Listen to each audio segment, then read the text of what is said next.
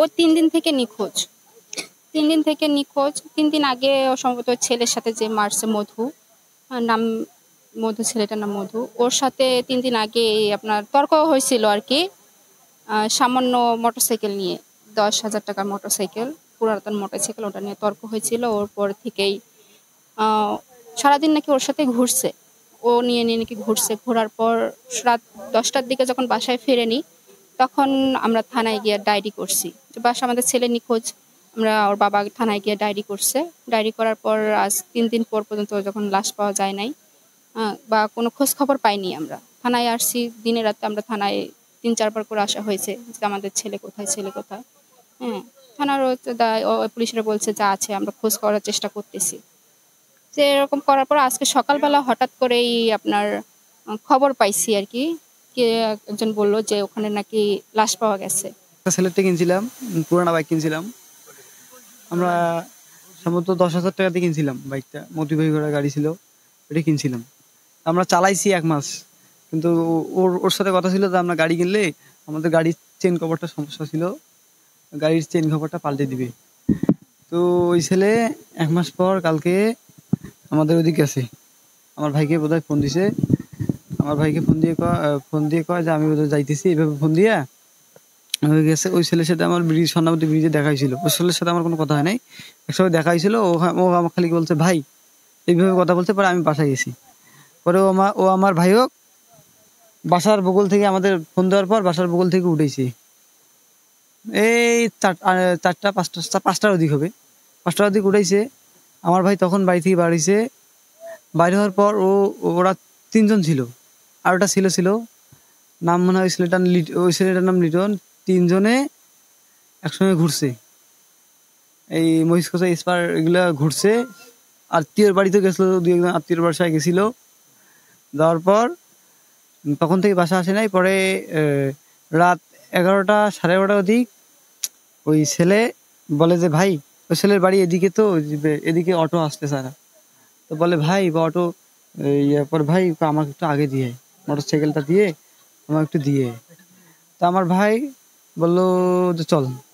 পরে আসছিল, আসার পরে পাম্পে তেল শেষ হয়েছিল, তেলও নিছে, গাড়ির তেল নিছে। নেওয়ার পর এই রোড দিয়ে আসতে বলে, এই রোড দিয়ে আসার পর এখানে আসার পর আমার বোধহয় ওরা চক্রান্ত করার পর আমার ভাইকে আর কি ওই ছেলে স্বীকার করছে যে দা দিয়ে কুপিয়ে এখানে কূপ দিয়ে হত্যা করছে, বস্তায় ভরে এখানে রাখছে। জি, আমাদের চাওয়া হচ্ছে আমরা ওদের ফাঁসি চাই। ওরা যারা থাকে না কেন, আমরা ওদের ফাঁসি চাই।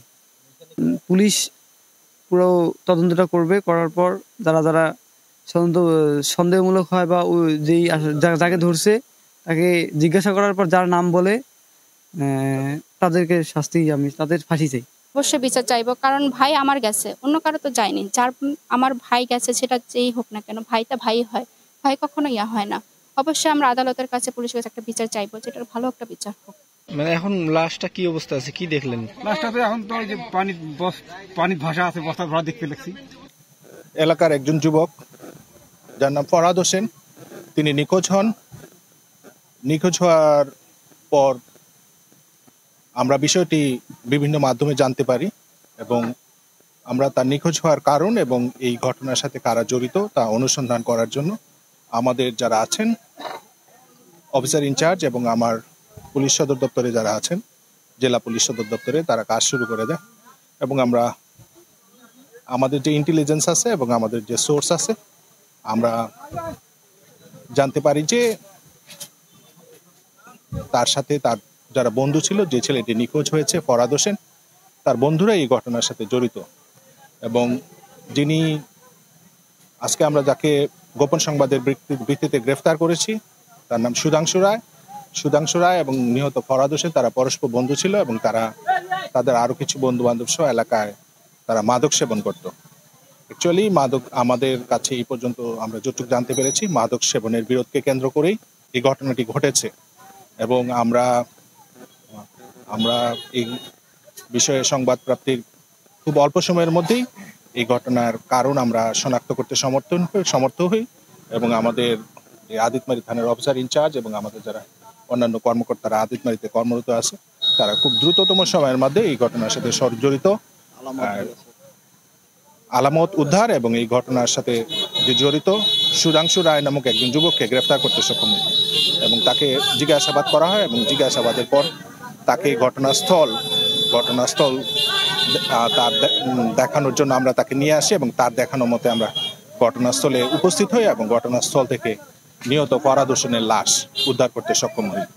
আমাদের তদন্ত চলছে এই ঘটনার সাথে আরও কারা জড়িত আছে কিনা এই বিষয়ে আমাদের তদন্ত কার্যক্রম চলছে এবং আমরা আশা করি এই ঘটনার সাথে আর যদি কেউ জড়িত থাকে তাকে আমরা অচিরেই গ্রেফতার করতে সক্ষম হব। প্রশ্ন ছিল একটি মহোদয়, যে মাদক সেবনকে কেন্দ্র করে মাদক কি পরিমাণ, কি মাদক, তাদের কি মাদক বেচা বিক্রি না খাওয়া দাওয়ার বিষয়? অ্যাকচুয়ালি তারা একসাথে তারা আমরা যতটুকু জানতে পেরেছি তারা একসাথেই চলাফেরা করতে, একসাথে তারা মাদক গাঁজা এবং হোমিওপ্যাথিক কিছু ওষুধ আছে, এইসব ওষুধ তারা সেবন করতো যার মাধ্যমে নেশার উদ্রেক হয়। হোমিওপ্যাথির কিছু ওষুধ আছে যেই ওষুধগুলা খেলে নেশার উদ্রেক হয়, এইসব ওষুধ তারা একসাথে সেবন করতো।